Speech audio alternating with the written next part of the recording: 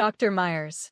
Bethany had just stepped out of room 412 when the woman appeared in the corridor, polished, composed, the kind of put together that had taken real effort and was not going to be wasted on a hospital hallway. "I've spoken with the director," the woman said. Her voice was low and even, designed to sound like courtesy. "We'd like to transition Mr. Nam's care to a different physician. Someone with more experience handling cases of this particular sensitivity."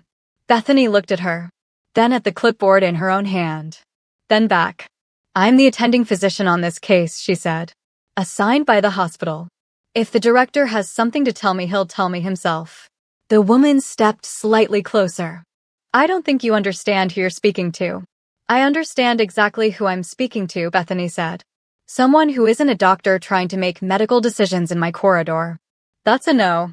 She turned toward the nurse's station. "I will have you removed from this hospital entirely." Bethany stopped, turned around, looked at her with the warm, unhurried certainty of someone who has never once been afraid of a threat delivered in a hallway. "Then you'd better start making calls," she said. "I'll be here." She went back to work. "Stay with me. Because the woman who just tried to remove that doctor has no idea what that doctor already knows. Like the video, subscribe, and don't go anywhere. You don't want to miss this." Bethany Myers had been a doctor for 6 years and loved it without reservation. The private hospital where she worked handled powerful people quietly, private wards, discretion, and patients wealthy enough to make or end careers. Bethany had never cared about that pressure. She treated every patient the same way, honestly, completely, without fake deference. She knew every patient on her ward by name, not their chart name. Dr. Park once asked how she did it. A patient who had refused medication for 3 days had just agreed to take it after 20 minutes alone with Bethany. "I just listened," Bethany said. "You were in there for 20 minutes. "Right," she said. 20 minutes of listening. Her apartment was warm and lived in, books on the coffee table, a coat abandoned over a chair. Zara had a key, which meant Bethany came home on Thursday evening to find her best friend cross-legged on her couch.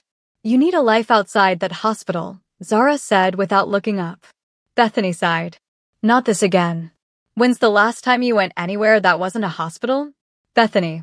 "It's very clarifying," Bethany said, and went to change out of her scrubs.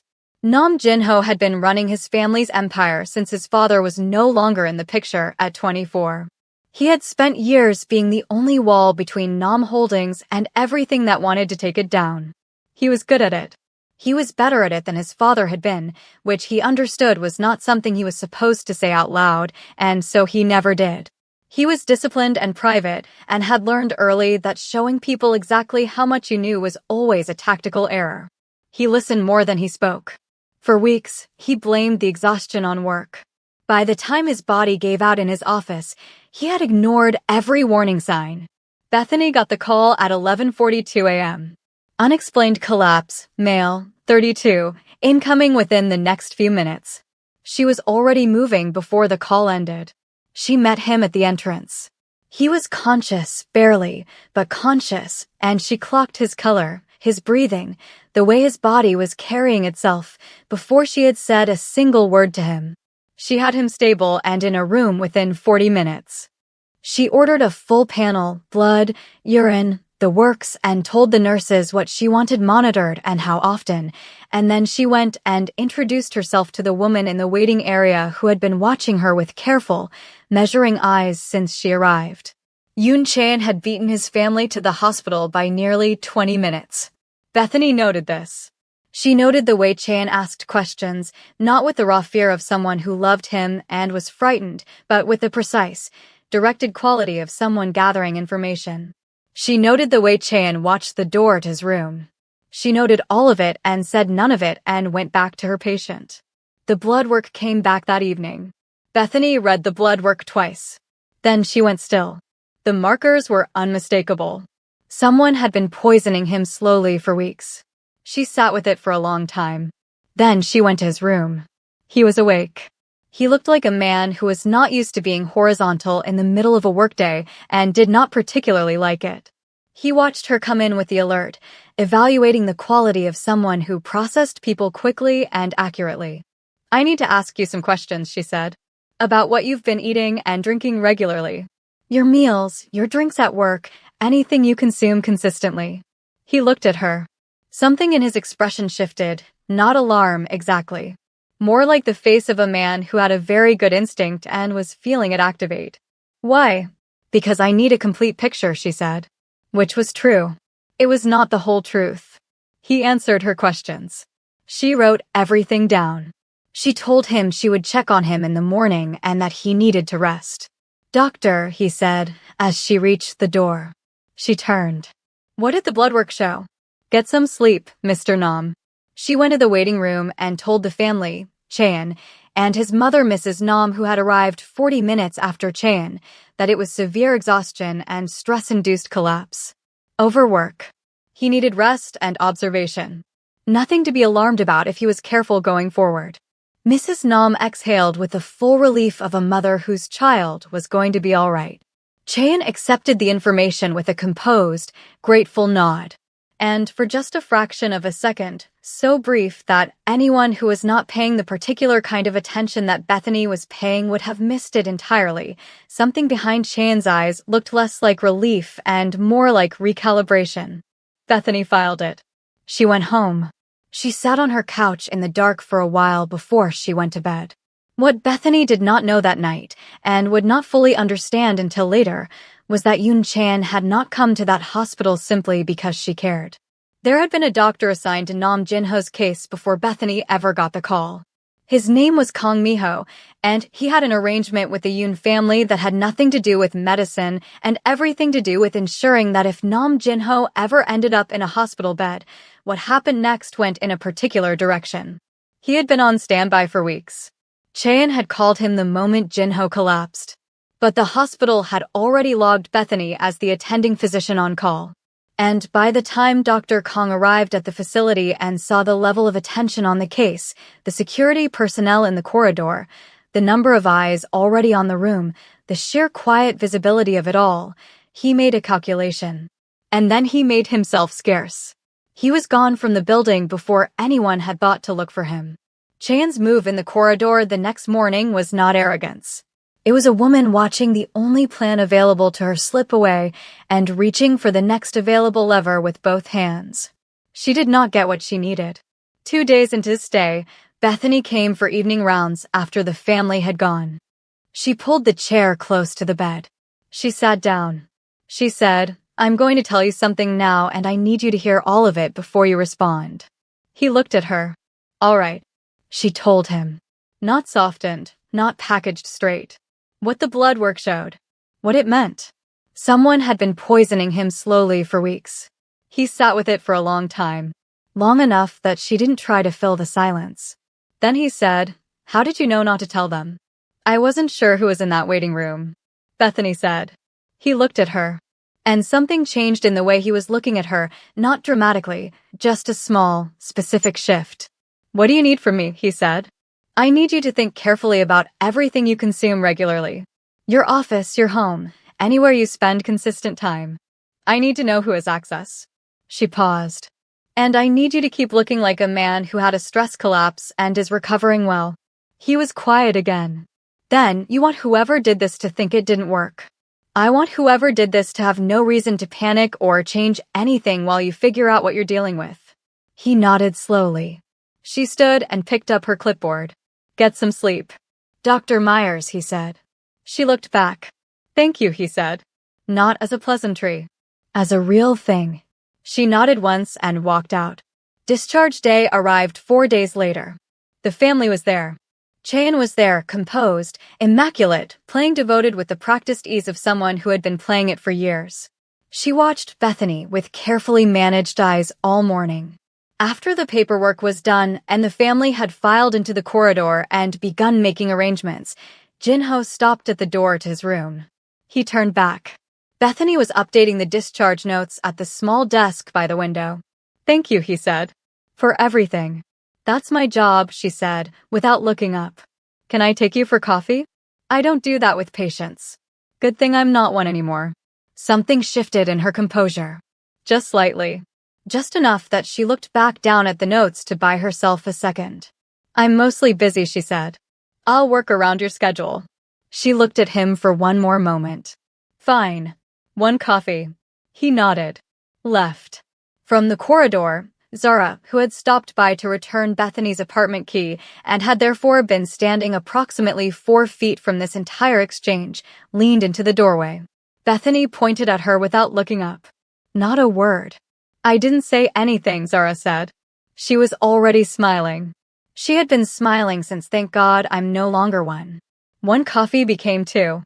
2 became a walk through the city on a Tuesday evening when Bethany got off shift earlier than expected, and he happened to be nearby, which she suspected was not entirely a coincidence, but chose not to examine too closely.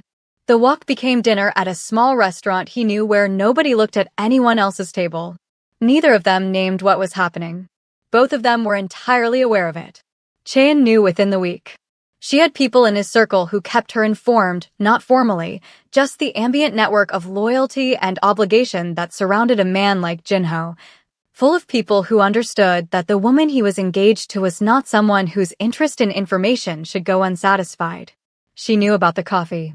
She knew about the walk. She knew about the restaurant. She chose her moment carefully. A medical conference, professional, public, colleagues of Bethany's moving through the venue in clusters. Chan found her during a break between sessions, coffee in hand, and approached her in a way that looked, from a distance, entirely cordial. I think there's been a misunderstanding, Chan said, about what his attention means. Bethany looked at her. He's a polite man, Chan continued. He's grateful to you for your care. Gratitude can be easy to misunderstand. But I'm his fiancé.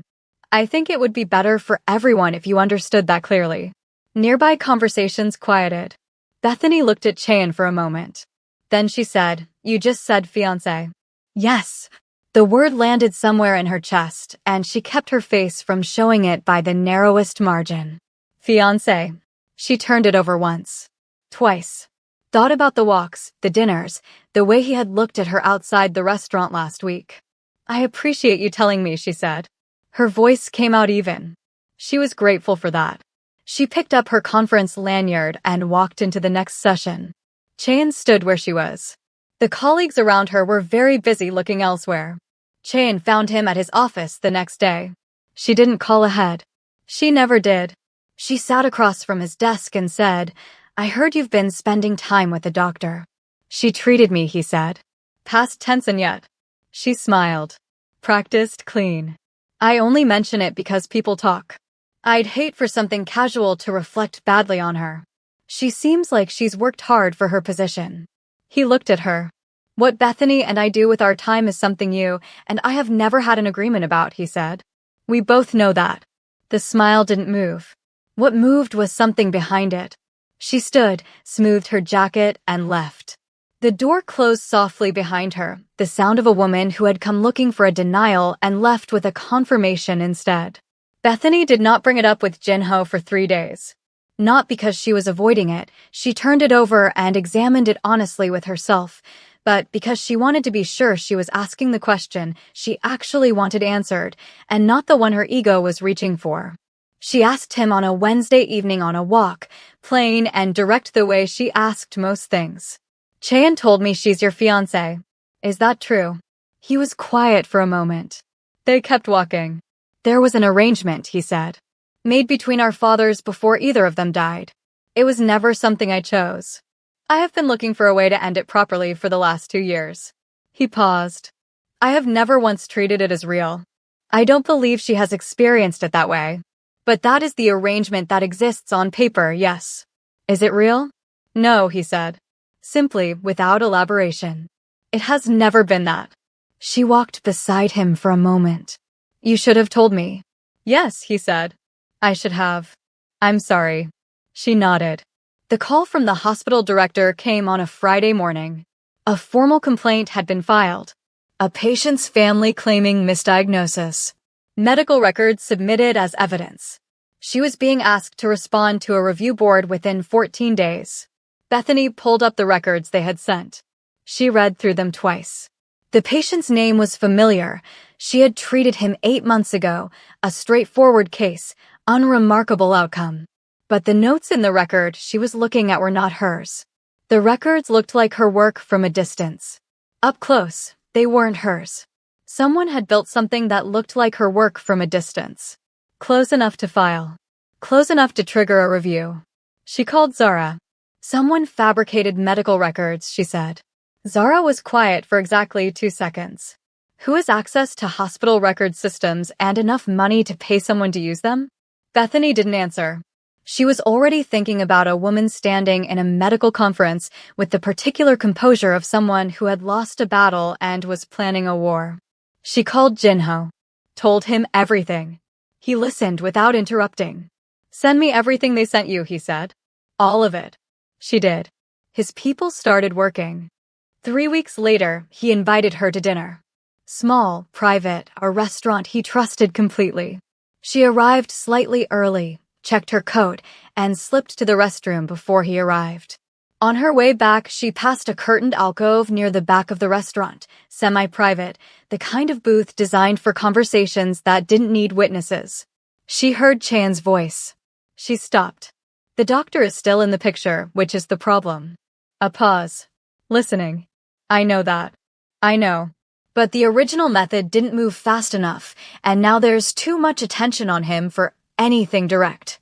Mother needs to decide on a different approach." Another pause. "Yes. Soon. It needs to be soon." Bethany stood there for 3 seconds.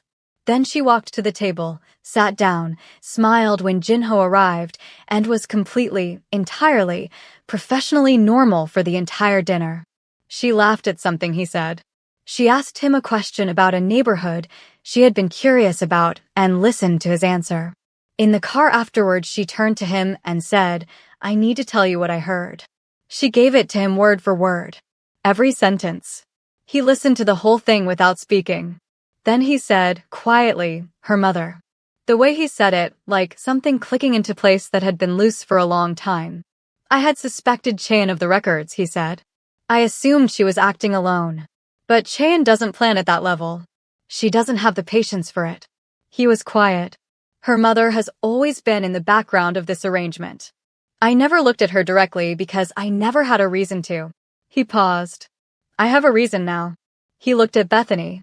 "We set a trap." Over the next week, they built a trap. Jinho quietly let it spread that he was reconsidering the engagement and wanted a private meeting with Madame Yoon. She agreed almost immediately. She suggested a venue. He agreed to it. What she did not know was that Dr. King's name had surfaced during his people's investigation into the falsified records, a connection 2 steps removed. A payment trail that his team had followed with the particular patience of people who were very good at following things. They knew Kong existed. They knew his name. They did not yet know everything, but they knew enough to know he was significant. For the trap, they found him. They found Dr. Kong quickly. Terrified and exhausted, he confessed everything. He signed what they put in front of him. Then they sent him back wearing a wire. Madame Yoon received him in a private room.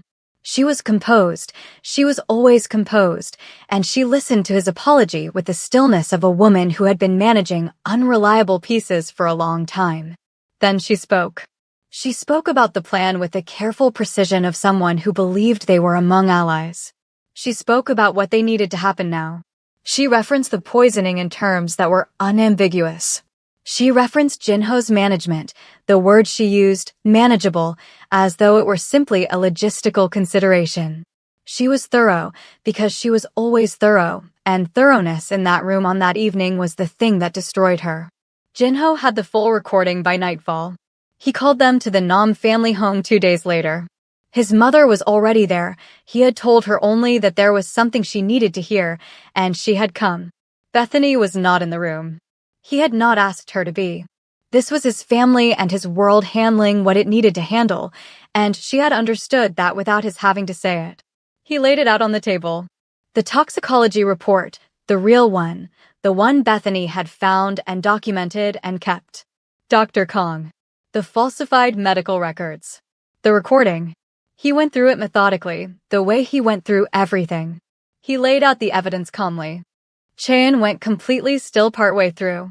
She was still by the time he finished. The particular stillness of someone who has run out of counters. Madame Yoon's composure lasted 4 seconds longer. He had expected that. Mrs. Nam sat across the room and did not speak. She listened to every word. She looked at the woman she had welcomed into the orbit of her family out of respect for an agreement her husband had made, and she sat with the full weight of what that welcome had enabled. When he finished, she still did not speak. But something in her face broke, quietly, completely, with the kind of grief that doesn't require a sound. She was going to kill me, Jinho said. He said it to his mother. Not with anger. With the flat, careful honesty of someone stating a fact they needed said aloud. And you were going to hand her the keys. Mrs. Nam closed her eyes. Chaein and Madame Yoon did not leave quietly. Chaein left quietly. She was her mother's daughter, in that one way at least. Madame Yoon said several things on her way out that were noted and added to the file. They were handed to the authorities with the complete documentation, the poisoning, the falsified records, Dr. Kang's testimony, the recording. It was not a small consequence. Madame Yoon had built carefully and patiently for 5 years, and the structure was thorough, which meant the charges were thorough. Dr. Kang cooperated fully. His cooperation was the reason his consequences were the least severe of the 3. He understood this and was grateful in the desperate, exhausted way of a man who had spent weeks waiting for a knock on the door. Mrs. Nam came to the hospital on a Thursday afternoon. Not to the ward. To Bethany's office. She sat down across from her, silver-streaked hair, formal posture, the bearing of a woman who had spent a lifetime composing herself for rooms, and she said, "You saved my son." Twice. Once in that room when you found what you found, and once by being the kind of person who understood what to do with it. She paused. "I owe you an apology for what Chaein did to you in this building. The record complaint. The corridor. I should have seen what was behind her behavior. I didn't look." Bethany sat with this for a moment. "You trusted the wrong people," she said. "That's not the same as being wrong yourself." Mrs. Nam looked at her for a long, quiet moment. "He's going to ask you something," she said. "Say yes." Bethany looked at her. "You don't know what he's going to ask." "I know my son," Mrs. Nam said. Jinho found her outside the hospital that evening, in the particular quiet that settled over the city at that hour, the street noise reduced to a low background hum, the air cool. The weight of the last several weeks sitting between them like something that had finally been set down. "It's over," he said. "I know," she said. He stood next to her. Not in front of her, performing the moment. Next to her, the way he'd learned she preferred people, beside her, not at her. "I've been trying to end the engagement for 2 years," he said. "I wanted you to know that. It was never real for me. It was an obligation I was trying to honor until I could find an honorable way out of it." He paused. "I had no idea what was underneath it. I should have looked harder." "I know that." Bethany was quiet for a moment. "You collapsed in my hospital, and I had to hide a poisoning diagnosis from your family for days, and your almost fiancé tried to end my career, and we had to run an undercover operation using a frightened doctor as bait." She looked at him. "This is a very unusual way to meet someone. Is that a no?" "I didn't say that." He looked at her. Then he reached over and took her hand, not dramatically, just simply. The way you take the hand of someone you have decided is worth the reaching. She let him. Zara was invited to the dinner. This had been Mrs. Nam's suggestion, which surprised everyone, and which suggested that Mrs. Nam had been paying more attention to Bethany's life than any of them had realized. It was small, just the 4 of them, a table in a room that felt like someone actually lived in the house. It was inside, warm and real in the way that expensive spaces weren't always warm and real. The food was good. The conversation moved easily, which Bethany had not been certain it would. By dessert, Zara and Mrs. Nam were passionately arguing about television dramas like old friends. Jinho looked at Bethany across the table with the expression of a man who had not seen his mother animated about anything social in a very long time. Bethany looked at him and realized Zara might finally be wrong about her only having a job. After dinner. Outside. Just the 2 of them, the city going about its business around them. "Your mother told me to say yes before you asked," Bethany said. He looked at her. "She did what?" "She came to my office. She said she knows you." He was quiet for a moment. Processing this. Then something moved across his face that wasn't quite exasperation and wasn't quite affection, the particular expression of a son who has been thoroughly and accurately known by his mother for 32 years. "She's right," he said. He turned to look at her. All of it behind them now, the hospital room, the corridor, the coffee, the conference, the overheard phone call, the recording, the long careful work of unraveling what had been built against him, all of it arrived at this pavement, at this evening, at this. "I'm asking." Bethany looked at him. She thought about the blood work results she had read 3 times in a closed office. She thought about the 20-minute conversation with a frightened man who finally took his medication. She thought about what Zara had said, "You have a job, not a life," and she thought about how that had felt true then, and felt like it might be becoming less true now. "Yes," she said. Relief crossed his face. Then they walked back inside, because Zara and Mrs. Nam had moved on to a second drama and were not close to finished, and because the evening was warm and the food was still on the table and there was, for the first time in a long time, nowhere either of them needed to be except exactly here. If you stayed with this story to the very end, subscribe to the channel and tell me in the comments, when did you realize Chaeyoung wasn't acting alone? See you in the next one.